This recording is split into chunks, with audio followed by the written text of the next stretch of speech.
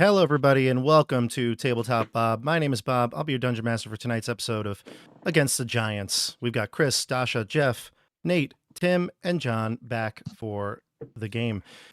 We took a week off last week. When I said we're going to be doing this every week, and we're certainly not going to be doing it bi-weekly, because that's silly. Well, it looks like we're going to be going bi-weekly for a minute here. Next week, and more updates to come, but, check Discord and links down below for all that stuff to keep up to date on what's going on here on the channel. But next week, most of us lumberjacks, aka teachers, we've got conferences and things like that next week, and we will be unable to play. This is something we said like way on early, right at the start of the first episode. But looks like these first three episodes, we're going to go on bi-weekly. But best laid plans. Am I right? How are we doing, everybody? Doing all right. Pretty good. Nice. Fantastic. Stoked and happy to be here. Couple of updates too. We had Curse of Strahd going on Tuesdays. We did not play this Tuesday. It was actually for the best, though. I think I've seen people in the chat already. I posted earlier this week on social media. Unfortunately, my dog Brady, who was 9, he passed away this weekend. It was sudden, unexpected. So thank you for everybody who reached out. Appreciate all the support. And this group, I'm really happy to be here because I'm excited to play, get your mind off of things. That's what gaming's really the best for. So we're going to jump into the game tonight after a quick icebreaker, but I just wanted to note that. And thank you again, like I said, to the people who reached out to me. Your words and kindness means everything. So thank you. So today we are going to be talking about the Super Bowl, and my dog's name was Brady, right? That was his name. He was named after the Super Bowl, after the Patriots won over the Falcons in 2017. It was the huge comeback game where the Falcons were up like 28-3. The shelter we got him from got him on that weekend. So that's where his name is Brady. And I was the only Jets fan that I knew, I think, ever in history that had a dog named Brady. Right? And Nate, right, you're a Bills fan. You understand how much Tom Brady is hated in the AFC East. Oh, absolutely. It took me a while to get to like your dog. But, exactly. He's a good fella. He was a very good boy. He was a good boy. But yeah, he, when I first got him too, I was like, he really embodies the spirit of Tom Brady. He was kind of like just, always got his way, very, full of himself, that sort of thing. He got better. Deflating balls around the house. He was deflating balls. Yes, he was neutered. So yeah, that wasn't the joke I was making. It was a chew toy joke. Too far. But yeah, so the name stuck. That's not and, right. And he won the Super Bowl. And oddly enough, the Patriots are back in the Super Bowl annoyingly this year. I don't think I'll be mad if they win this year, just for his sake. But who do you got in the Super Bowl? And that's our icebreaker question today. And I think we're gonna wait for Dasha till the end because I think everybody's excited to hear your take on the Super Bowl. So we'll save that for last. But let's jump over to our like I said, my fellow AFC East. I guess we're begrudgingly watching this year. Nate, what's your take on the Super Bowl? Yeah, I'm gonna shock everyone by saying I'm cheering for the Seahawks this year. But really, actually, it's more because I actually have a lot in common with Jets fans. Maybe not so much in the last 7 years, but most of our lives have been just tragedy as Bills and Jets fans. So. Totally. It's actually really nice to see Sam Darnold, who he had terrible time at the Jets, terrible time at the Panthers, just terrible times everywhere, and it's nice to see him at the Seahawks doing great things. Yeah. Anybody else want to tack on to that? I mean, I have a very different opinion. Let's hear it. All right, so I am definitely rooting for the Patriots as a Giants fan. Every single time the Patriots win, the lore of the Giants grows. The only team that the Patriots can't beat consistently is Eli Manning and the Giants. The greatest season of all time wasn't, thanks to the Giants. So the lore of the Patriots, let's just keep going. The more they win, the more we win. Man, that Eli reference, you got a lot of that if coach had put me in high school vibe, I tell you what. We were gods back in 2011 or whatever it was. When we were kings. but in reality, I mean, that's somewhat actually That's true funny. how I feel, because those two Super Bowls were, I'm in college and I'm just having the time of my life. This is really boring. This is like the matchup I didn't want. I mean, I'm sick and tired of. I just watched this like what 10, 12 years ago. I've seen the Patriots in a ton of them. I've seen the 2014 they played right together. Yeah, It was like 2014. 2015 or 16, I think, right? Wasn't it? Yeah, Or it maybe it was depends 2014. How do we say it? Do we say the year that it started or the year the Super Bowl happened? I always start Good with like the year question. the season started, but I don't remember, but it was the not Cam Newton, the Russell Wilson Seahawks. Yeah. and then they lost. Remember that interception in the end zone? Marshall Lynch. Yep. It was Marshawn Lynch. It's tough. I'm done Yeah. with seeing these two teams. Let's let somebody else go. However, if like the Browns were there, I wouldn't really care either. So maybe I'm just jealous. John's also a Yankees fan. This checks out. We'll go I'm to a Knicks fan. I'm a Knicks fan too. You got to give me. I got one. All right. we'll jump to Chris now. Chris, what do you got? Who you got this weekend? Bro, who does that? I'm not a diehard fan of any NFL team. I kind of like players and coaches and all that, but I'm rooting for the Patriots. You know, I do like the AFC. Wow. I like the Jets too. You know, it's I tend to like all of them, but I root for them against everybody else though. You know, so the AFC is my team, but mostly this year I'm rooting for Drake May. You know, this kid, he's what 23 years old. The story behind this kid, he's humble. He's, you know, this him and his little girlfriend they've had since he was like 12. You know, I just love this story. How this kid, 8 years ago, was like playing Pop Warner football, and now he's like a Super Bowl quarterback. Yeah, that's actually, I think, what people said about Dasha when she started playing on the channel. Just 23, like a lot of promise, and all of a sudden brought to the big leagues. Crazy. So, a lot of similarities. All right, so you like the Patriots. John likes the Patriots. Nate and I are both on the Seahawk train. Let's go to Jeff and then Tim, and then we'll finish off with Dasha. Jeff, what do you got? Okay, this is something to do with this sports ball that you guys pay so much attention to. I could not possibly care less about the NFL. The only thing I'm excited about is Green Day. Oh, So I'll be done before the game starts. I can tune out. okay. So, Will you be watching it though? You'll be in the background, or no, I have no interest, none okay? whatsoever. I like it. I'll watch basketball. I like basketball, but it's football. No, it's not interesting.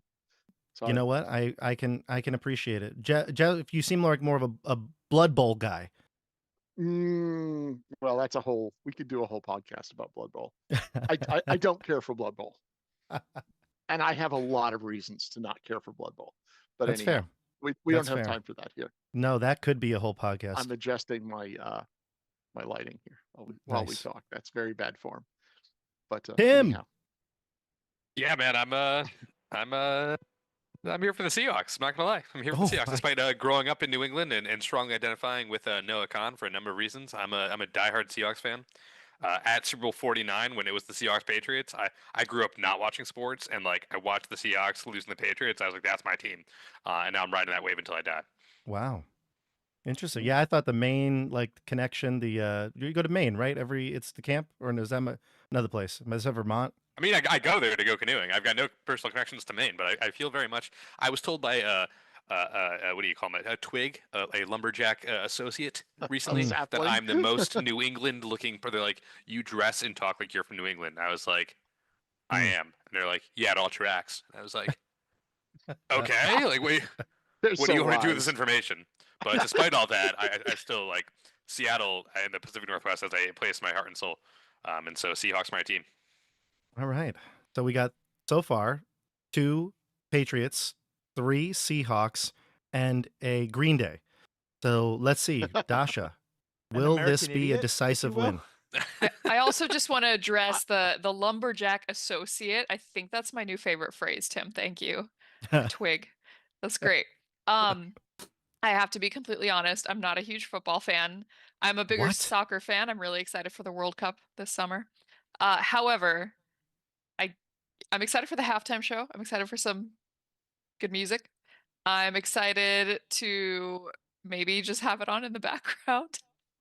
Okay. I don't know if I can pick a team. The only Super Bowl I ever like watched or cared about was a couple years ago when the Bengals played the Rams. Not because I love the Bengals, but I'm just very Cincinnati patriotic. I love my hometown. So I was living in LA at the time, so I ordered a Bengals t-shirt and wore it at my job amongst a sea of Rams t-shirts and jerseys. So that's the only one I've ever really cared about. Nice. But I guess if I had to pick, I don't know, based on vibes, I'll go Seahawks. Ooh, good choice. And you know what? You're in the area that hates the Patriots right now. You're back here in the Sure. tri-state. This is an anti-Patriots place. Great. Okay. So. Amazing. Very good. Will you be wearing the Bengals I think t-shirt on every Sunday? place. You know what? I will put on the Bengals t-shirt on Sunday, just in honor of my homeland. Oh gosh, love it.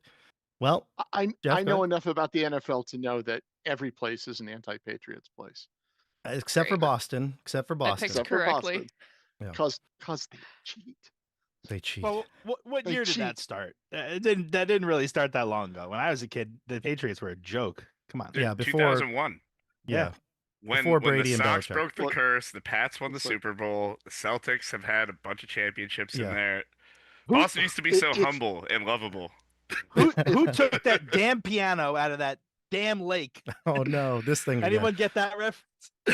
This came up in our first Call of Cthulhu 1920s, where John was throwing out Oh Babe yeah. Ruth references, and it was like everybody Oh had no my idea what he was gosh. talking about. Did Sorry. you just know that stuff, or did you have to study it? No. Did you- I- You just John? know it. Apparently. He just knows that for, I'm an for God knows avid- what reason. I'm an avid. Well, I'm a weirdo for many reasons, but I love sports radio all the time, every day, multiple hours. I'm that lunatic. I don't Okay. call in though. At least I don't call in. But Well, I there's mean, that. like obscure Babe Ruth factoids. Did you Yes, prep that I- before the game, or did you know that stuff just from? No, he knew that. Grew up with That's cool. with a father who wasn't really watching Babe Ruth, but was watching in the 40s. He made him baseball in the memorize Bronx. all the backs So, of the baseball cards. It was Yeah. wild time. I have 40,000 baseball cards sitting on a shelf over here. Yeah, Holy smokes! I was that kid. Wow. Look at None that. of them are worth a penny, or they're all worth a penny. Well, speaking of being not $140. worth a penny, let's jump into Against the Giants. Look at this. This What a crew. segue. Smooth. Look at this segue. All right, here we go. I'm going to start the music, cue everything up, and we're going to play some D&D. All right, so everyone, last time we played, it was quite a comeback here. The group found themselves in the halls of Quasqueton, unaware of what exactly had happened to them. They'd all been gone for some extended period of time. They weren't quite sure, but Quasqueton was empty. It looked like it had been cleared out. And then when you came to the entryway, it was blocked off with a boulder. You were able to move the boulder, but to your surprise, there was a campsite there. It's cold. It's wintertime. It looks like the same general area. Nothing has really changed all that much, but there was a giant that seemed to be leading a small patrol of orcs and ogres, and the combat ensued. A ally, unbeknownst to you, was lurking in the shadows, and that was Dasha's character, Aerys. Aerys joined the fray. You were able to defeat both the giants and their troops, mostly by the use of, what was it, polymorph? That was the one? Yeah. Yeah, polymorph. You polymorphed the giant into a goat. Mohag took the goat off to the side and tied it to a tree, so while the spell is still active, you were able to search the campsite and leave. The only thing of note that you found was a necklace, not made for the size of giants. It was a small, twisted, gnarled piece of wood, like a root of a tree. Kind of looked like a tree itself, kind of branching out with a tree with no leaves, branching out. It was tied to a necklace that was far too small for a giant to wear. At this point, the group decided to head back towards the keep on the Borderlands, and as they are heading west towards the keep, you now have a new friend that you have met, Aerys, and I'm sure you have plenty of questions for her. So we're going to pick it up here. The scene is that of a campfire, classic D&D campfire here. So the night is cold. like I said, it's the middle of winter. You felt that cold wind kind of blowing through the cave as you move the boulder from the entryway. But now that you've been outside in the elements, you realize it truly is the dead of winter. Temperatures are just below freezing point. There is a wind whipping from the north. Frost, you can feel it setting into the ground as the night grows. And the only refuge from this cold is the fire that you've created. You're in the Whispering Woods at this point. You maybe have traveled, maybe an hour or so away from the cave entrance just to make sure that you're clear if there was anybody coming to reinforce that area or the giant were to come back to its form. What are we doing for food here? Aerys, I would assume that this group is kind of just still a little jet lagged. What about you? What do you think you'd be doing for food? And describe it too. Yeah, as everyone is settling in around the fire, maybe some of you have helped build it up with more sticks, more wood to make it higher. She will pull out a small, like, collapsible teapot that she had, and fill it with some water, and you see her sprinkle in what looks like some lavender flowers, dried lavender, and she'll start brewing some tea over the fire. And then in addition to that, she'll take out some just simple, like, ration type, like, crackers, I guess, like bread, and she'll distribute what she has amongst whoever wants some. And she'll pour you each, small cup of tea. She's got a few little, again, portable cups she can share. Anyone else, whatever flasks, not flasks, maybe whatever drinking vessels you have, she will pour you some tea in that if you wish. Well, thank you, friend. I'd be happy to break bread with you. Forward to getting to know you more. You did some spectacular fighting back there. Where did you learn that? She does not make eye contact with you as she pours your tea, and gives you a cracker and quickly scurries away to give some to whoever's sitting next to you. And she'll kind of not quite ignore your question, but she's like going on her own thing. She's been telling you all about how lavender tea is good for you. It's very, very calming after, such a traumatic event, after a fight, a battle, anything. This is good. It will help calm your nerves and help you to sleep better. I train a lot and I learned to fight back home. So she'll kind of partially answer your question, but she's not really trying to connect with you at all. Mohag bumps you with his elbow. He whispers in your ears, "Swing and a miss."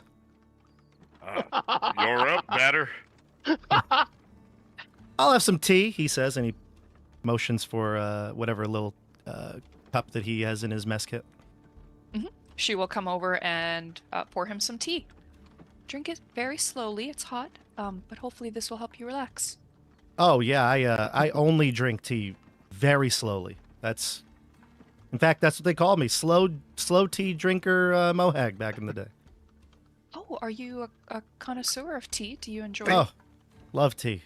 One of my favorite drinks. Slow tea drinker. Yep. They used to call you STD Mohag. That's what they called me. That one tickled Hyro. That's what they called me back in the day. I think that deserves an inspiration, Bob. I think that deserves something, please. Lasted all of 5 minutes. Oh, That was too good. that was good, Nate. Very good. We'll let the chat decide if that's an inspiration point. We'll let the chat decide. Please be generous here. Be kind. That's what they called me, he says, and then he looks very embarrassed and looks down at the teacup as you pass on to the she'll next. actually smile at him and say, "Enjoy. I hope you like it." And then she'll walk away and pour for the next person. That pig that the orcs and the ogres were roasting, did it look okay? The boar? Yeah, the boar. If you wanted to take a look at it before you left, I would say that's fine. You probably could have taken some of it. I mean, clearly the giants don't really care about the cleaning of the pig, and like it just basically they just put it on the spit roast and let it go. They are not too particular about about the cleaning process. So it's up to you. I would say might be a chance that this is not the best food for you to eat. Might cause some indigestion, but you never know. Okay. You want to take a chance at it? Who am I to say no? Well, I will have, if we're getting out of here fast, I will do a little flashback of at least hacking off one of the legs. Sure. To bring along and at least check out when we stop. Yeah. Kind of. You could. You know, if any big scary predators follow us, I'll drop the leg and let them eat that while we run away. Good idea. Yeah, you could take it, and it looks probably edible. Okay. Well, when we get a fire going, I'll set about making it something that we can eat. There we go. All right. And I assume we don't have any food otherwise. Aerys, do you have any food? She'll have more of the like ration crackers and maybe some dried fruits, which she's happy to share as well. Some dried, maybe dried apples that she's got left over from the fall harvest. I was gone for the shortest amount of time. As far as I know, I have my full rations. Yeah, I wouldn't see why you wouldn't have anything that you would have on your person from the previous game. Yep. But not like food. Yeah, I guess like nothing other than the pig meat. Is this like we're talking like leafy tea? Like if I was to drink my cup, would there be like tea leaves at the bottom? There'd be lavender, like it's just dried lavender, so probably no leaves, but maybe the little, soggy flower remnants. I bet I can read those like tea leaves. We'll find out. You could try, sure. I'm absolutely going to. Okay. Eric drinks his tea and swirls his cup the best he can, and then flips it over onto a rock. Then looks back into it. You have an appropriate skill for reading this. What do you think? I think I probably don't, which is why it'll be even funnier. Maybe Great. insight. I definitely have +3. Let's see. Let's give it a roll. That's a. Ignore that second one. I don't know why I wrote twice. That's a 15. 15? 15 on insight. Yeah. Sure, we could say yeah.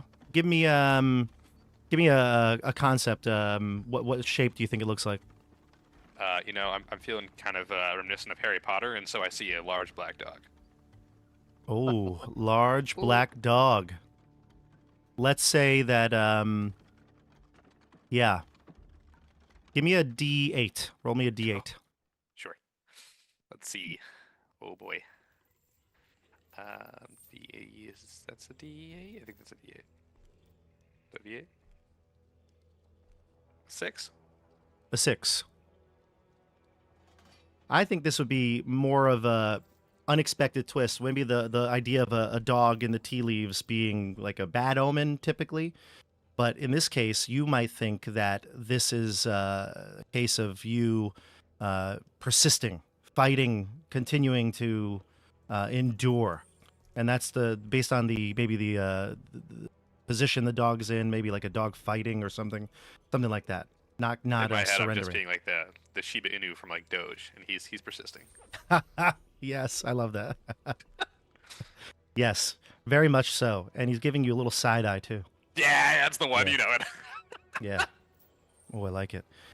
Yeah, so I'd say you probably feel good about this omen. I do, and I want to lean over and show it to STD Mohawk and be like, Mohawk, I drink my tea quickly, and I've got this great omen, and all you have is a silly nickname. Yeah. And he sips his tea. That's right. Hyro, he'll go over and he'll like look at the tea. He'll like sniff it. He'll like, "Eh, I hate lavender. It smells like fairies." Ugh. And he'll go and like sit like pretty far away from the fire, like in the Ooh. shadows. Even though it's cold. Yeah. I will come up behind you and say, I'm sorry if this offended your senses. I'm happy to brew you a cup of something else. I have these dried apples, maybe an apple tea. Apples? What? Come on, lady. He'll hand her 3 almonds. What can you do with these? What can you do? I usher Aerys away, saying, He does not like things that are nice for people. But is this wine you make? I like wine, and I give her a cup in my hand full of a wine from my flask. Oh, okay. What is this? Is this specialty? As you hand her the wine, she's like contemplating on the almond question out loud, and she's very like earnestly like, well, right now I couldn't do much with this, but I think if we got back to the keep and I've got some flour, maybe some sugar, butter, I could make a good pastry, almond pastry out of this. I think maybe he would like that. What is this? And then she'll like notice that you handed her the wine. How does one milk an almond? That's a great question. I don't think that they have Aerys almond would milk not in this know time. the answer to. Hieronymus has a very in-depth answer to that question. It helps to have very tiny little gnome fingers. There's two Milk and methods. almond. You could do it the hard way or the really hard way. Aerys will sniff the wine. What is this?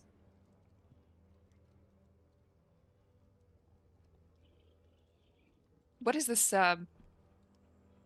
interesting smelling beverage? I can assume it's alcoholic. I've had, sips of mead and ale at the Greased Goat, but this one is new to me.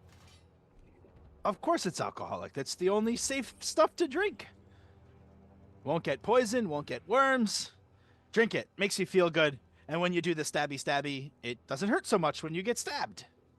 She will take a small, polite sip and then hand it back to you and go back to her tea. It's not much for everyone, and I'll take it and down the rest that you didn't have. I think you'll do better with that than I will. You're right. It's pretty bad. Thank you for it's letting pretty me bad try. wine. Sorry, you're right. Next time I'll bring you nicer stuff. I'll have one alcohol, please. One alcohol. Yeah, that's her experience. Okay, so the group starts to pass around tea, and Skeggy's eating some pork. It's you've had better. Okay. Anybody else wants pork? I've got it on sticks. Yeah. That I heated up over the fire. Only a few sections with worms. It's fine. It's all good. Oh, are there visible worms in this pork? No, you'll eat around it. You'll eat around it. It's fine. It's fine. God. It's all good. You have dwarven constitution. You could eat it. That's right. That's right.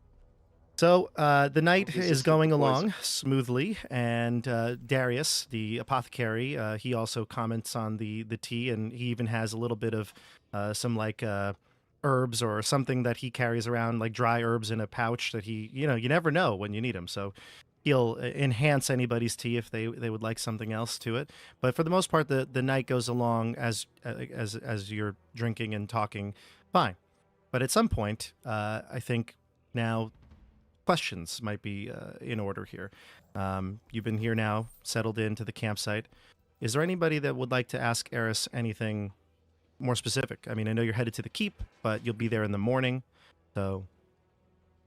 So, Aerys, what brought you here? Well,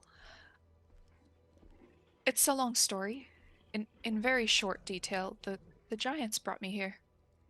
I told you my home was destroyed and my friends were killed, and I've been trying to track them ever since. Right. I am sorry. Sorry to make you relive that horrific event. Well, if there's one thing we know how to do, it's kill things that are bigger than us, that are terrorizing other people. That is good to hear. The keep will have a very strong need of that right now. Of How course. are things at the keep then? Not very well. It's been hard. Are there giants all about?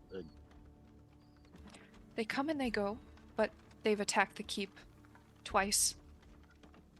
Once right before I arrived, about 4 months ago.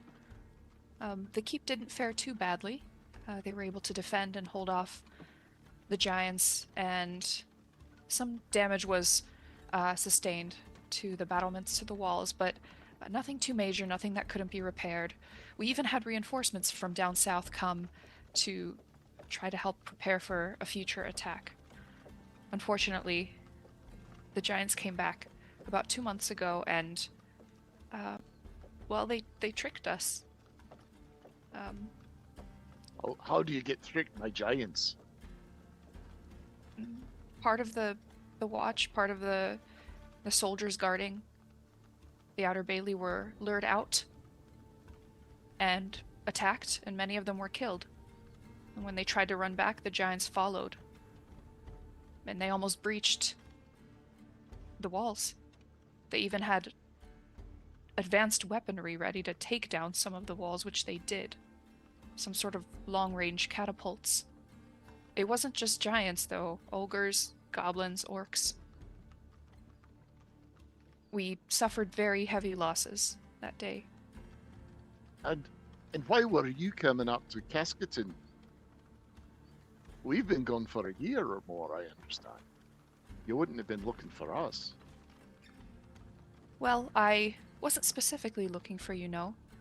I knew you had been lost around the area. The Castellan did tell me about you. He told me where he sent you and that you had been heroes and that you had been gone for some time. He was disappointed that you had not come back. But no, I came to track the giants and see if I could find out more information about what they were up to. Did anyone else come to look for us in our absence? Not that I know of, no. I came well after any search parties for you might have left and returned. Can you believe this, Barrick? Now I've been abandoned twice. Once at the bottom of a river, now deep in a cave. Nobody wants poor old Eric.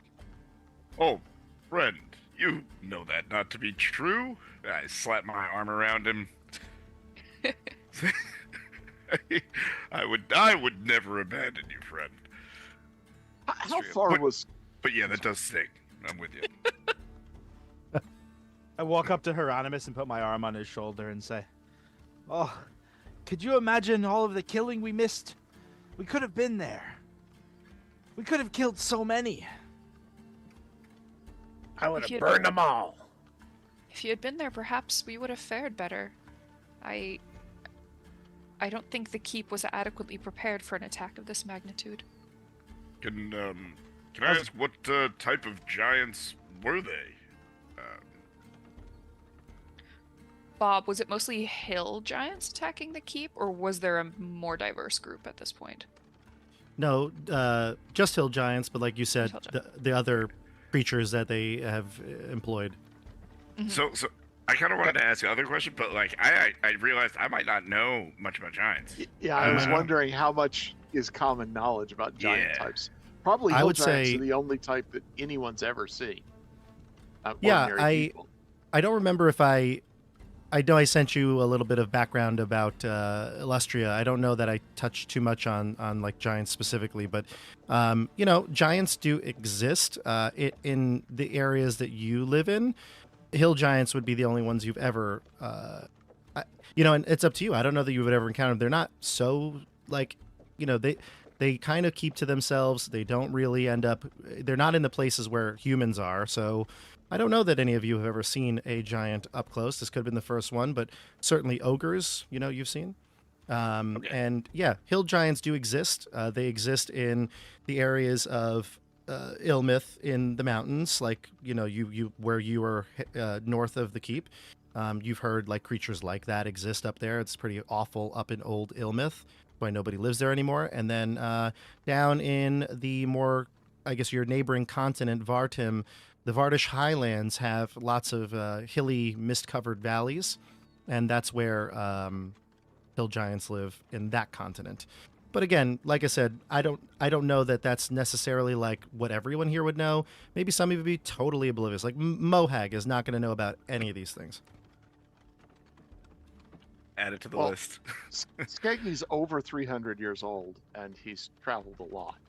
So he might have just. I mean, I don't have any specific skills for that, but yeah. But you would probably know. We wouldn't normally expect hill giants to be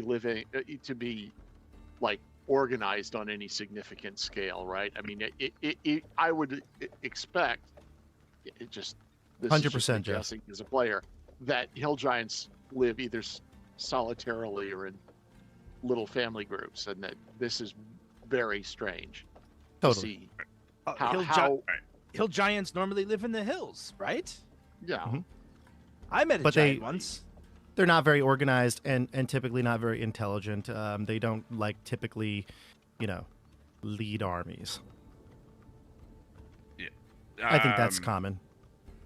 So it seems like these giants are well equipped and in some sort of, and sometimes even commanding others. Does that seem weird to you, Aerys? It seems strange at first, but after studying it seems like just more and more of them are converging together.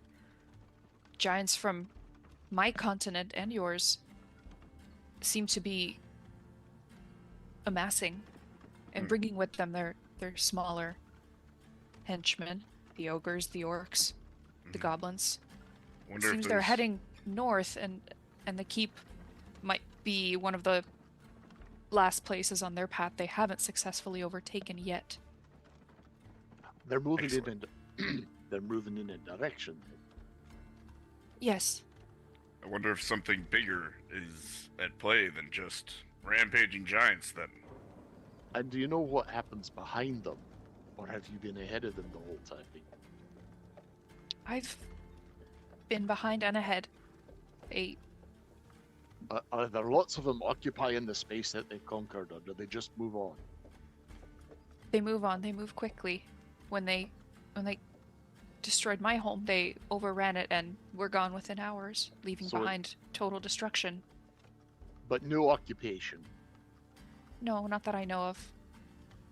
Oh, this is unnatural. That they would be organizing and assaulting civilization. Very odd. Sasori has taken out an extra pair of underwear and is currently putting rocks in them and trying to throw the rocks against a tree. I heard a story once. All you need is a rock and one of these. And he's just trying to practice, and it hits him in the head once, and he can't quite get it right, but that's all he's doing. Just imagine Sasori with some tidy whities and a rock. It's his only pair. Frontwards, backwards, inside out, right side out. I'm impressed how he got 4 them off days the a first pair. place, but, yeah.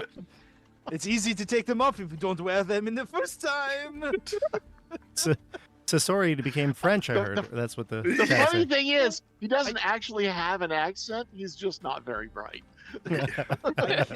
I can't figure out the Inigo Montoya voice. It's gone. So you know what? I think I'm just gonna lean into the heavy French and not be embarrassed.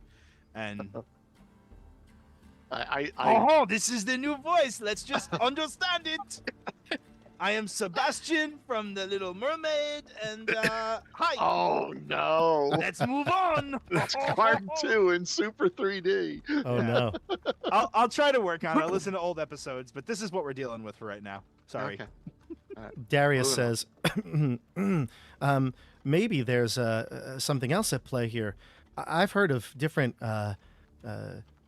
fungus that can maybe have mind-altering effects. Perhaps it's something growing, a plague of some sort. A disease that is causing these giants to act erratically. Didn't two of us just came from when we were on our journey, dream, vision quest? We ran into some crazy mushrooms. Did we? Some of you Definitely. did. Or was that Eric that in definitely Cascatan? did. Eric definitely did in Cascatan. There were some mushrooms. There was a whole room full of mushrooms. Oh, Yes. yeah, okay. Oh, definitely. Right, when Darius was there, yes. I thought you meant, in fact, not. Yeah, there was somewhere there was a room full of mushrooms. That was in Curious, do you know if you Cascatan. can get a sample of this fungus? No, we lost our herbalist. Remember, he died. Rest No, in he's peace. sitting right there. It was right there. It's Darius. Darius. He's sitting right there. Somebody else. We definitely lost some other folks. Yeah, I was gonna say. Okay, never mind. There was a Darius body member. didn't- I remember that. Darius He's the didn't go fungus with among us. Darius didn't go with you on your journey, but he was with Hieronymus and Barrick. Darius, you didn't happen to collect any mushroom samples, did you? He said, "Unfortunately, I don't think we had time. We were attacked, if I'm not mistaken, in that room." Darius, Yeah. you had a quest. It was Darius to has bring back been- alchemical samples. You were an herbalist. You were supposed to bring back herbs. I have herbs. Very harsh. I have herbs. He Darius, said. let me show you my cup of tea. It says to persist. In the future, I want you to be a bit more persistent. If we're being attacked, do your job. Oh, hard. Oh, wow. He looks Tough, down at tough himself. crowd. No, I don't want you to feel bad. I want you to be like this Doge. Persistent. Stick to itness. A little bit of grit. You know what I'm saying? Grit like this tea. Well, he certainly feels bad about himself. Ugh. Last time I was friendly to an NPC and almost got us all killed, remember? Oh, this is it. He's got to be mean to everybody. Aerys will walk over to Darius, right? Is the Darius. herbalist Mhm. to Darius and pour him another cup of tea and say, "Well, tell us more. What kind of diseases do you know of, or fungi do you know of that could cause something like this to happen in a creature of such size?" Well, I'm not quite sure, but I remember reading somewhere. Maybe the book is at the keep. But there were some forms of fungus that can have hallucinatory properties, but honestly, it would be short term. I can't foresee something unless it's persistent. I don't know anything that could do that.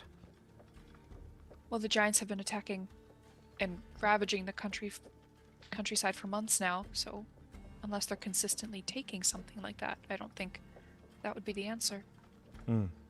He nods. Mohag says, "Well, it doesn't really matter what they're doing it for. We've got to stop this because the keep has to stand." He says, "And we got to get back as soon as possible. Isn't that right, Barrick?" It's a good point, Mohag, and well said. Start So I think we maybe should- on our way back. Start brainstorming some defenses and traps we can lay for giants. Yeah. I think there's a crack in Butts' defenses. How could he let giants get that close? I have a bone to pick with him. Well, Ju- I urge you to be gentle and kind to Earl Buttes. He is doing his best with the resources and directives he's given, but it seems that the Castellan has maybe conflicting thoughts to the bailiff about how best to prepare the keep for defense. Maybe not the most effective ways. You'll see when we arrive. We have taken out one Castellan before. Maybe we do a second one. Hold on. There's a Wait. group who knows how to work around a castellan. No, did we Wait, not get rid of the? Was you- that just the Castellan's buddy there, Merrick or You- whatever? That Yeah, was he the the Merrick. steward, the the like seneschal. like the hand of the Castellan. Yeah, essentially Major the general. advisor. Right. Maravik. He was the one who was the elf who was in league with Nihilissa and all that. Oh, that's true. We thought that the Castellan was evil, but Mm, She fought with was- you at the she end. Yeah. wasn't. Yeah, she had it. Yeah. She redeemed herself. Yeah. She realized she was on the wrong team. Were Yeah. the hallucinogenic effects of Nihilissa from the mushrooms or from her goblin? Her stone. Wasn't that the you purple mean- rocks? The crystals? Crystals. Yeah, that's what caused the hallucinogenic effects, right? There was nothing For you like that. guys, yeah, of the dream sequence that you had in I was gonna episode say, we had 20 some- something. we Yeah. had some crazy stuff going on for a while. Like it was like a Stranger Things, like we're in the Upside Down, and it was terrifying. Yeah. Yep. All right. Any other questions, or do you want to call it a night? I think we need to get back to the keep as quick as we can. Yeah, before Eric's we gonna get hit the back. sack a little early and be up with the dawn. This lavender tea has me on the express train to Sleepy Time Junction. As you're all getting ready for bed, Aerys will excuse herself. You see her take something out of her pocket. She's got a small wood carving of 2 crescent moons. She will take that. She'll take a cup of tea and a little, like another one of the little biscuits she has, and walk off into whatever nearest clearing there is to go meditate. What phase of the moon is it, Bob, in this moment? Obviously, I know that. I I'm know you putting money on prepared for this waxing moment. gibbous. I'm thinking waning, actually. I think it's a waning gibbous. Waning 'cause- gibbous. Yeah, because Wayne It is in the chat. in our real world right now because it That- was right. That's what I just Googled. I That's think what so, just yeah. It was a full moon a little while Yeah. ago, so we're getting smaller. And we got Wayne in the chat tonight. I saw Wayne's here. So waning gibbous. I'm Okay. also Gibbous. totally following Dasha stealthily and do not trust Aerys at all. And Sasori, that's why I didn't drink the tea. Sasori's figuring this out. So I don't know if I You're got following me? I'm trying. If I got a stealth Okay. roll, I'm seeing where you're going. I said Eric just I'll wants take to clock what she's doing. I'll take first watch, and then I'm watching close to And- where you go. I don't know if everybody else watching in the chat just Googled waning gibbous like I did, but it is, I would say 2/3 to 3/4 full is what it looks like, would present. Yeah. My stealth roll is real fun. Have some fun with that. What did you roll? And that one. Oh, But it's a 9, however. do I need to roll to see if I... No, you Hear don't have to do anything. You can do whatever you like. Okay. I'm assuming I hear you if you rolled a nat 1 for stealth. Yeah. I'll turn around and see if I can see who's following me. Yeah, you turn and you see Sasori clumsily picking up his underwear and the stone that he threw. Oh god. Yes. Well, if he's picking up his underwear, she will blush furiously and look away and say, "I'm so sorry. You must be looking for some privacy. I will leave you to it." And she'll walk off very quickly, very awkwardly. Again, just like to that, she's like beelining for the little. I'm gonna Little imagine pocket. there's a little clearing nearby Yeah, where the little- moon shines. Yeah. Y'all are sick. All you human males on the make. It's horrible. She doesn't want to see him doing his number 2 in the forest. You saw me play with the slingshot. You all know what's going on here. And you know who holds the toilet paper? Darius. So you better be nice to him. Mm. All right. Darius has got that. All right. So Dasha, you go and you pray. John, you end up collecting your things and, getting back to the camp, and we all go to sleep. Don't worry about watches. The morning will come. The night goes uneventful. You head back onto the path. Actually, I'm sorry. Did I just say the night goes by uneventful? Where are my DM notes? Eric Lavernus, give me a wisdom saving throw. Oh no. I hate this. The night goes by uneventful. What's wrong with me? Oh, if they go uneventfully, that's a I'm good in roll. danger. Bob, wake up. What are you doing? That's a 15. A 15. Okay. Everyone's either sleeping, head on the pillow at the very least. Quiet now. The fire is very low or almost out. I guess we tried to keep it going as long as we could. But maybe you get up to, put some wood on the fire, just keep it going longer, and you hear something. At first, you almost feel like you tricked yourself, but it sounds like as the wind blew, that someone whispered into your ear. The Whispering like- Woods. A familiar voice or just like a voice? Kind of sounds like, well, I wouldn't say it sounds like anything you've heard before, but maybe that of a female voice whispering to you. And you can't really quite make out what was said, but it causes you to pause and listen. And as the wind picks up once again, you hear, "Show yourself." Absolutely not. Voice in the woods.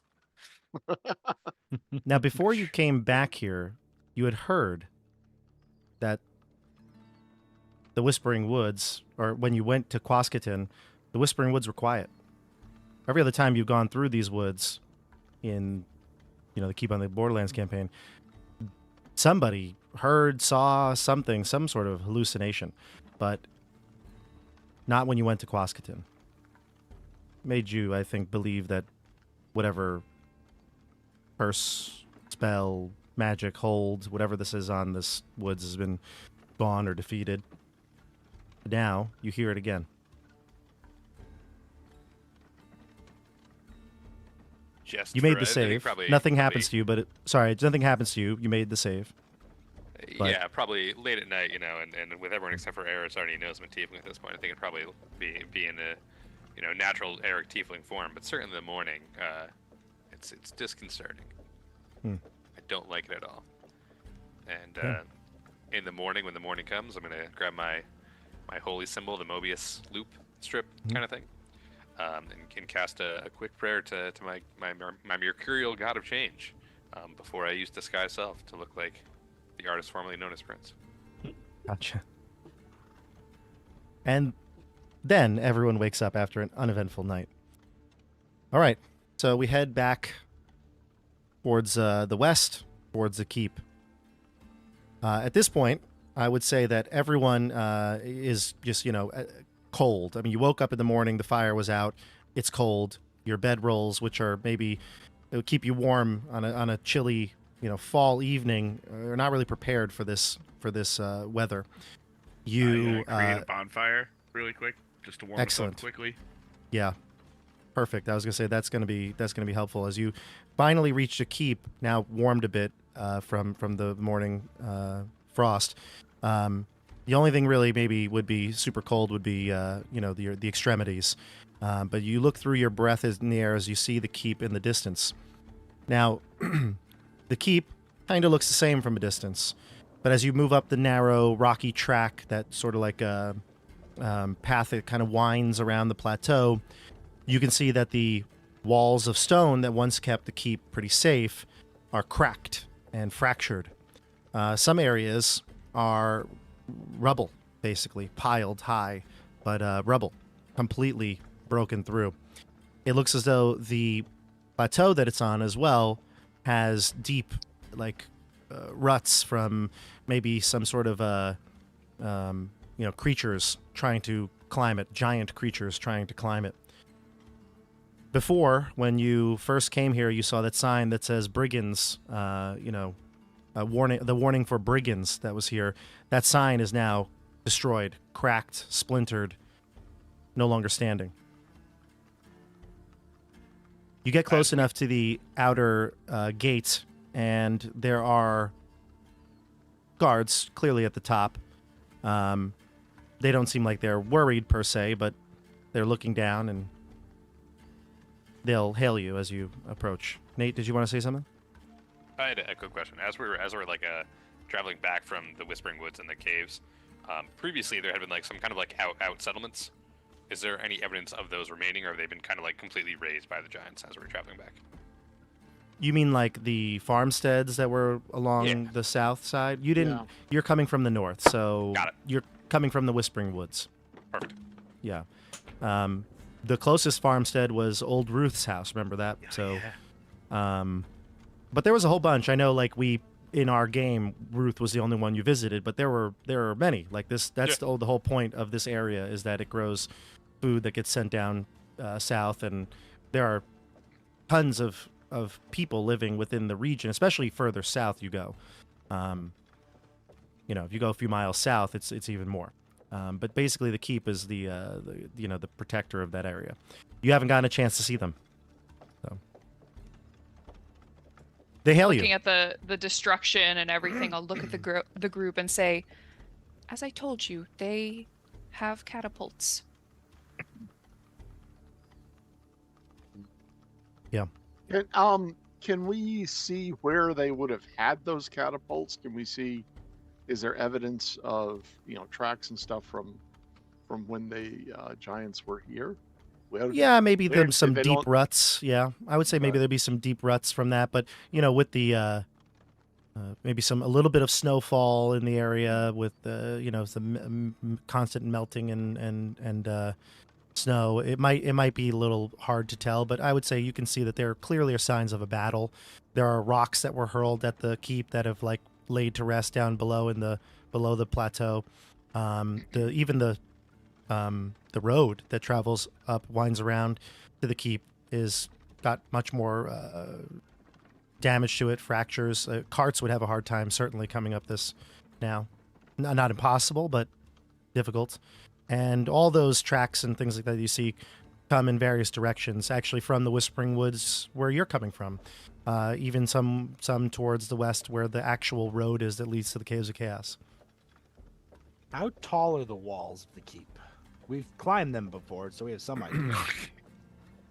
I would say the outer walls that prevent you from getting, like, from the outside in are only probably, like, 15 to 20 feet high. But the problem is it's, like, if to scale it, you'd have to also then, like, come up that plateau, not the road. So it would be hundreds of feet probably up. All right. Maybe so maybe 100 feet up, I think. I was trying to get some gauge of how tall these giants are. Well, we just giants- fought one. The giants are Yeah, we about fought 20 one. feet tall. We fought one. Yeah. Yeah. Yeah. Well, let's assume it was difficult. Maybe not. Yeah, And maybe how not. big- how big- They had to How big crawl, are- or they had to like, climb to get up there. They couldn't just do it, and the road is too small for them, but not for like orcs or ogres. But like would be hard for a giant to use the road, so they'd have to climb. How big are ogres? Are they on the like 8 to 10 foot range, Yeah. or are they bigger than that? Yeah, I would say like 10 feet or so. They're supposed to be a large creature, which is like 10 feet 2010? roughly. Okay. No, 10 feet. 10 feet. Okay. All right. I wave up at the guard. Hello, friend. It's good to see you again. May the light shine upon you this day. I These walk on the guards- opposite side of the group. Too bad. Yeah, that's fine. As he says that, I get a little further away. Oh. Ding. Got it. These guards do not you do not recognize them. They look like they're new to the keep at some point. You would probably recognize most of the traditional Inner Bailey guards. So, but they see you coming. Eric's gonna speak to everybody. Yeah, no, I understand. And they say something similar to like what the first guard said to you, along the lines of like, what is your business here at the keep? Who are you here? What are you here for? I'm here for the Chapel of Chai. I'll don't also wave at them recognize and maybe they recognize me at this point. Yeah, if you like make yourself known and present yourself, sure, yeah, absolutely. So they would see you nod and then open the gates, and as you see the gate open, the portcullis opens. You enter into the keep, and it's in a sorry state right now. The keep is looks like it's broken essentially. The areas of the stable that you where you actually met Skeggy. They're the first thing you see on the right hand side when you walk in. They don't look like they have any major structural damage to the stable, but you can see like there's a large boulder that has landed in the road that leads to the stable. So it's like the stable has a massive rock right in front of it that was not there when you left. And there's debris from the wall that's broken down. You can even, now that you're inside, see over the pile of rubble that eastern wall has collapsed. So from the stables, you would assume that you can even see out down the plateau. To the left, when you come in, would be the road that takes you into the Outer Bailey, and that's where the apartments are, and the Merchants Guild, and all the usual things that you know. But you don't head that way just yet. As you come in, you see your friend Gertrude, the stable master. She's for those of you who don't remember, and Aerys, I don't know, or Dasha, I don't know if you remember her, but she is a tall woman. She is dealing with some horses right now. It looks like she's got some war horses that she's like saddling up, that she's preparing for their rider. And she sees you, and her eyes go bright. She's got her braided hair. She tosses it to the back, and she runs towards the group. And she says, "I can't believe it. It's the heroes of the Borderlands. Friends, you're back."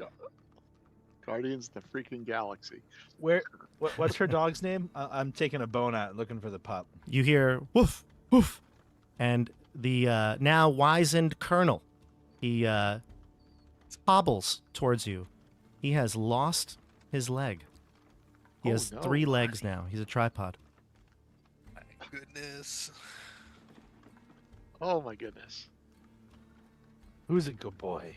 He runs right over to you, Sasori, and he licks your face. He jumps up with his one front paw, and he licks your face, and he clearly wants some food. He looks a little thin around the ribs. Oh, he's got some little jerky or something for him. Does Gertrude look a little thin around the ribs? Gertrude looks like she's strong herself normally. Okay. Yeah. Yeah. All right. She says, "I Hello, can't Gertie. believe it. You're alive." It's great to see you again, friend. She like touches all of you, like she grabs you by the shoulders. She like grabs your cheeks, your face, each of you, especially Hieronymus. She grabs you right by the cheeks. It's really you. You're not ghosts, are you? I'm not dead. No, You we grab know her what. face back. I can fix that. Where have you been? That's a good question. A place with some spiders, I think. Oh, dear. No, spiders.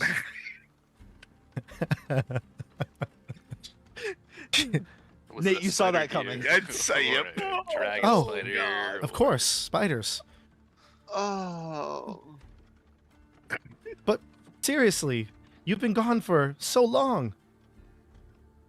We got pulled into a couple of Portals. quests saving some different people on different planes of existence. I really didn't realize it was so long. You haven't Gosh. been gone that long. I'm Yeah. not quite sure what that sentence meant, but I'm happy you're back. It's fair. To be honest, I'm not sure exactly what happened either. But, me too. Gertrude, fill us in. yeah. Aerys has filled us in on some stuff. Oh, Aerys. What's happened? Yes. She greets you. She gives you a hug too, Aerys. You've met Gertrude now a number of times. I wouldn't say that you're friends, but she knows that you're with this crew, so you must be friends of friends. Okay. Well, it's been a rough go of it here. And I'm sure Aerys told you that giants attacked the keep just a few months ago. It was bad, and you can see the sadness in her eye starts to well up. She says, "Poor old Colonel here took a boulder. Thought he wasn't gonna make it." Colonel's sitting there. He's like, his tongue is out. He's wanting another piece of jerky, John. He gets it. Nice. Yeah. Give him a good scratch.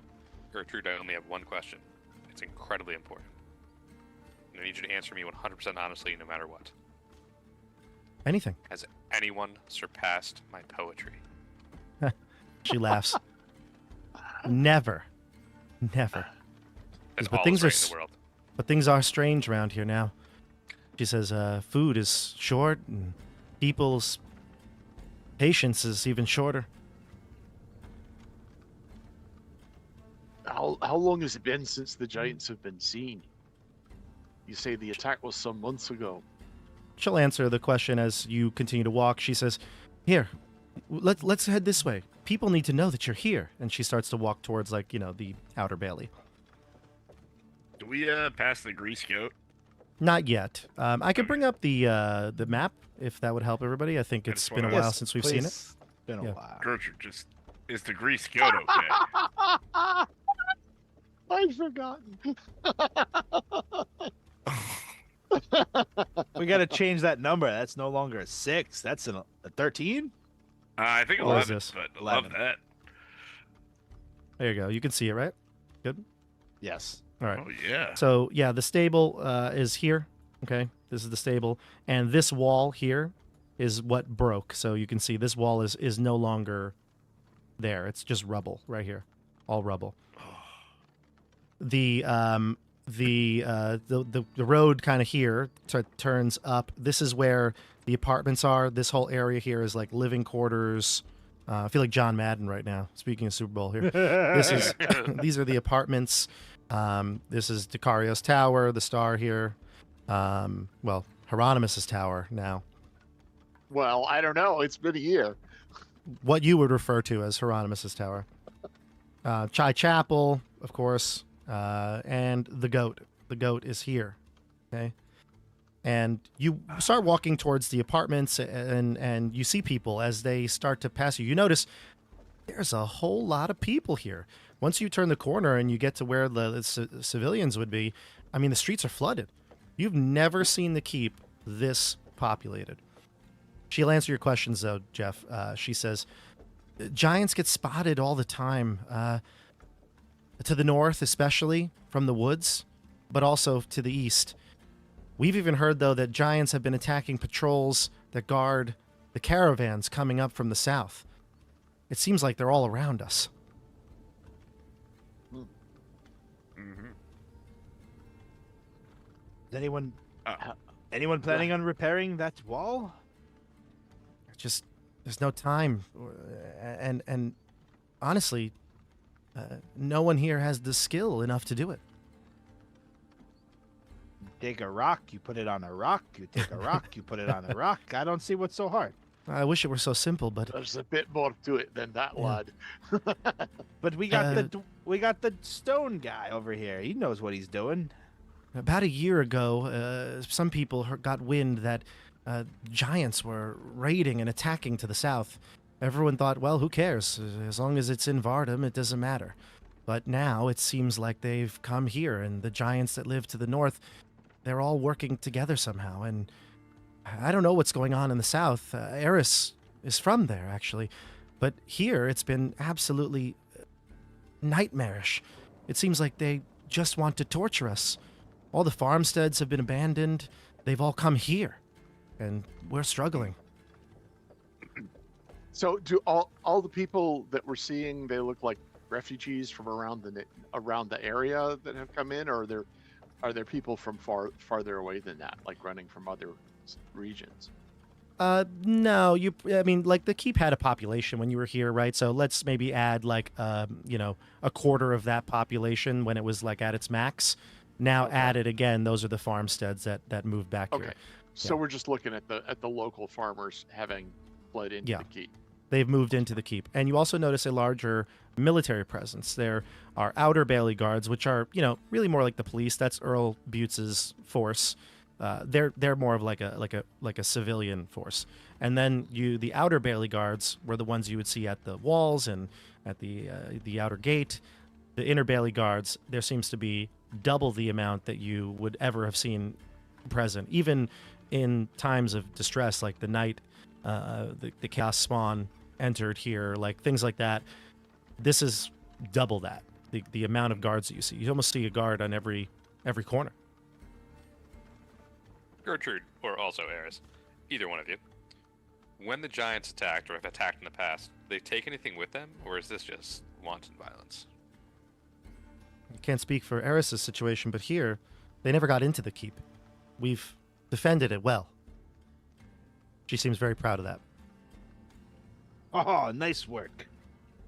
Have you been fighting yourself, Gertrude?